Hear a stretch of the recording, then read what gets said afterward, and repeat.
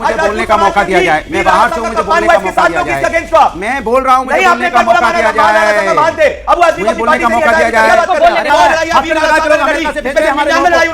अधिकार अनुराग भदौरिया जैसे, क्योंकि राजपूत होने के बावजूद आज राजपूत समाज के साथ खड़े नहीं हुए हैं, क्योंकि वीर राणा सांगा हमारे सपूत है, ना कि बाबर और औरंगजेब। ये खुलकर औरंगजेब के खिलाफ नहीं बोल सकते, अभी तक अबू आजमी को अपनी पार्टी से नहीं हटाया। भारतीय जनता पार्टी को हर पन्ने पलटने हैं, वो पन्ने खासकर पलटने हैं जिसमें ऐसा उनको लाइन मिल जाए जिससे कि समाज के अंदर में एक बहस का मुद्दा हो जाए, भी हो जाना। अरे इतना मत रोया करिए अनुराग भदौरिया जी, अच्छा नहीं लगता है, रोज रोज आप रोने के लिए आ जाते हैं, मैं तो कब तक चुप करके रहूंगी। आप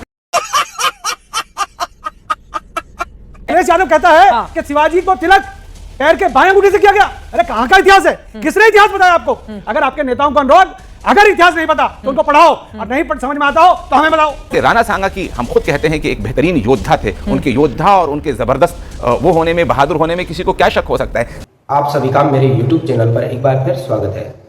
एक और मजेदार वीडियो आपके सामने प्रस्तुत करने जा रहा हूँ। औरंगजेब का महिमा मंडन करने वाले लोग राणा सांगा को क्यों खलनायक कहने में तुले हैं, इस वीडियो को देखने के बाद आपको खुद पता चल जाएगा।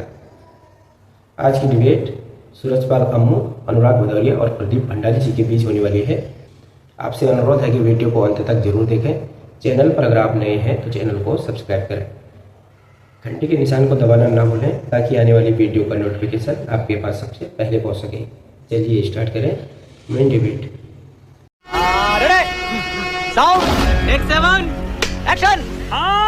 भारतीय जनता पार्टी के नेता एक के बाद एक प्रदीप भंडारी जी समाजवादी पार्टी के सांसद पर आक्रामक तरीके से हमला कर रहे हैं। अखिलेश यादव कह रहे हैं कि उन्होंने एक पन्ना ही तो पलटा है जैसे आप लोग पलटते रहते हैं, तो फिर इसको लेकर इतना ज्यादा बवाल क्यों?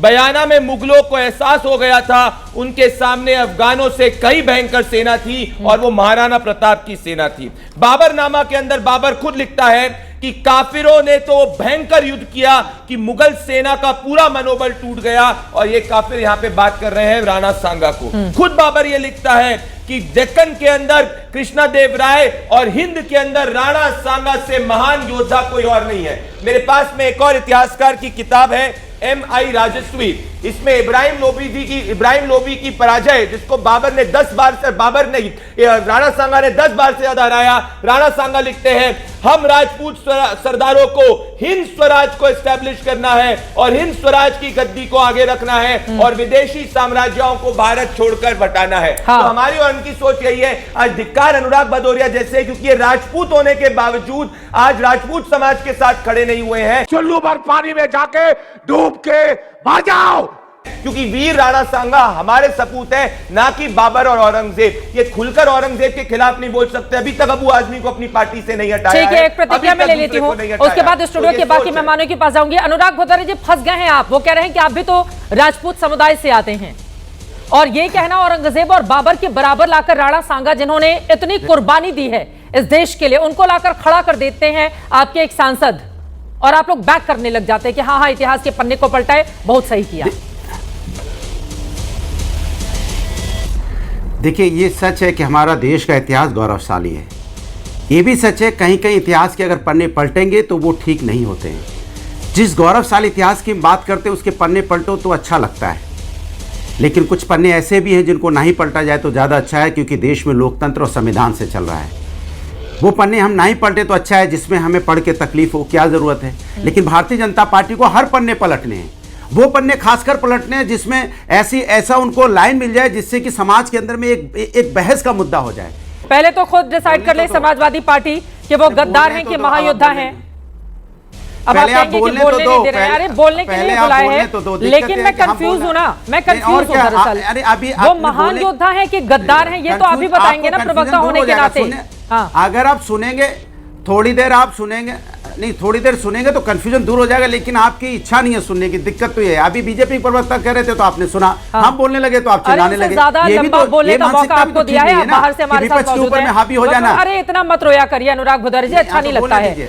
पहली फुर्सत में निकल, कोई जरूरत नहीं हिंदुस्तान को तेरी। रोज रोज आप रोने के लिए आ जाते हैं, मैं तो कब तक चुप करके रहूंगी। आपको इतिहास का पन्ना अगर आप खोलेंगे तो उसमें दौलत खां भी आएंगे, चंगेज खां भी आएंगे, तैमूर भी आएगा।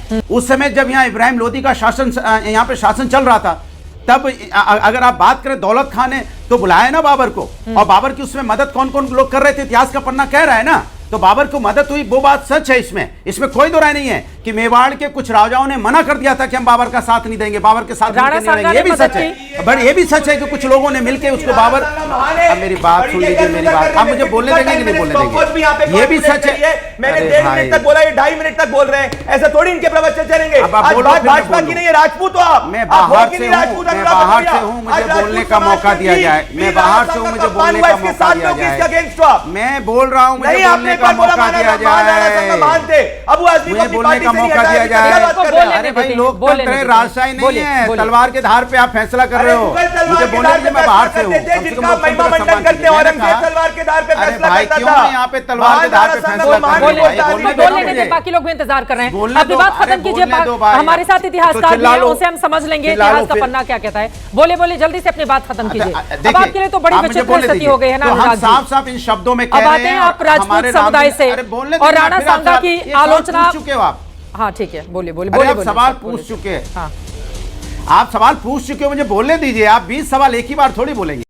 अबे जल्दी बोल, कल सुबह पनवेल निकलना है। मैंने कहा कि इस देश के अंदर में जो रामजीलाल सुमन जी ने कहा, उन्होंने कहा जो मैंने शब्द ऐसा बोला है तो उसको पार्लियामेंट में कंसीडर ना किया जाए। उन्होंने साफ साफ बोल दिया कि अगर हमारे मुंह से शब्द गलत निकला है तो हम चाहते हैं उसको स्पंज कर दिया जाए। उन्होंने ये बात बोली, अगर नहीं बोली तो बाइट चला दीजिए। दूसरी बात, मैं फिर बार बार कह रहा हूं, इस देश में भारतीय जनता पार्टी की आदत होगी, कभी औरंगजेब को खुद खिलाते हैं, कभी औरंगजेब को लेकर घूम रहे हैं चारों तरफ, औरंगजेब को लेकर वहां चलाइए, औरंगजेब को लेकर घूम रहे हैं क्योंकि बाबर अकबर के नाम पे राजनीति करना चाहते हैं, औरंगजेब के नाम पे राजनीति करना चाहते हैं। आप औरंगजेब बाबर अकबर के नाम पे राजनीति मत कीजिए। समस्या है देश के अंदर में आपकी नीयत की वजह से, आपकी नीति की वजह से राष्ट्र की बात में राष्ट्र कहां जा रहा है। हथकड़ी लगा के लोग अमेरिका से भेजते हैं हमारे लोगों को, हथकड़ी को बेड़िया डाल के जहाज में बैठा के भेज देते हैं अपने जहाज से हमारे इंडियन को।